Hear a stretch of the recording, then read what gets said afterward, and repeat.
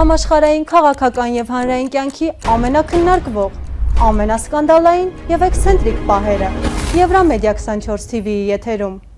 Գագիկ Ծառուկյան, այսա ունիկալ դեպք է։ Այս մարդը էլ փակեց քաղաքականության էջը, հետո բացեց, հետո նորից փակեց, հետո նորից բացեց։ Ժողովուրդ ջան, որ լուսամուտը ասես բացում, փակում եք։ Այդ լուսամուտը ասես կիսաբաց թողեք, հասկանանք ինչ է կատարվում։ Հրաչ ջան։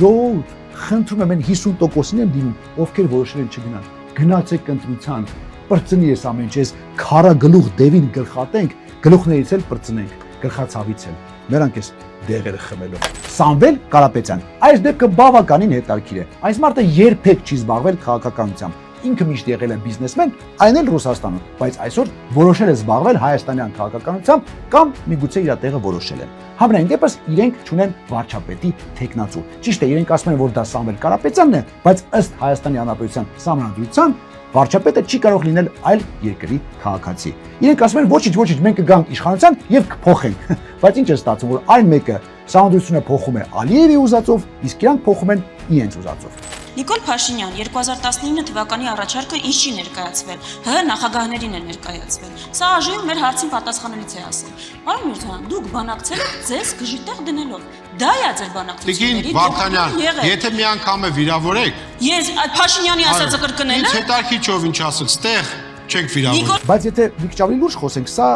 առանձին կոմպոնենտն չէ, սա քարագլուխ հրեշ է, որովհետև իշխանությունը կյանք չունի առանց այս երեքի, այս երեքը կյանք չունեն առանց իշխանության։ Հիմա երաշխավորների մասին, հարգելի գործընկերներ, ես իհարկե կարամ հասկանամ, թե ինչ մոտիվացիայով են սենց որոշ կուսակցություններ, քաղաքական ուժեր երաշխավորացավ կպել, բայց մենք պատմության դասերը լավ ենք սերտել։ Չկա մի որևէ երաշխավոր, որը դա անում է որևէ այլ կողմի սիրուն աչքերի համար։ Ամեն մի այսպես կոչված երաշխավոր որևէ իրավիճակում հետապնդում է միայն իր շահը։ Մենք մեր վերջին տարիների պատմությունից գիտենք, թե վերջին զինադադարի երաշխավորը, խաղաղության երաշխավորը հետ խաղաղությունը պահելու համար խաղաղապահ ուղարկած տեղակայած պետությունը ինչպիսի վարքագիծ դրսևորեց կամ ընդհանրապես ոչինչ չդրսևորեց, երբ որ այդ զինադադարը եւ խաղաղությունը խախտվում է։ Այնպես որ միակ երաշխիքը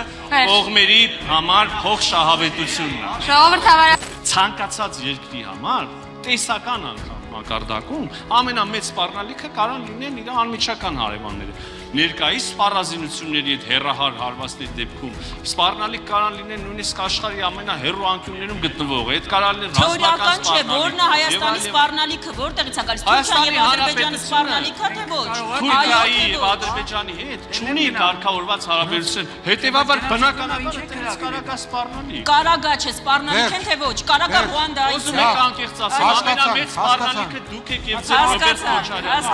Թուրքիա եւ Ադրբեջանը սպառնալիք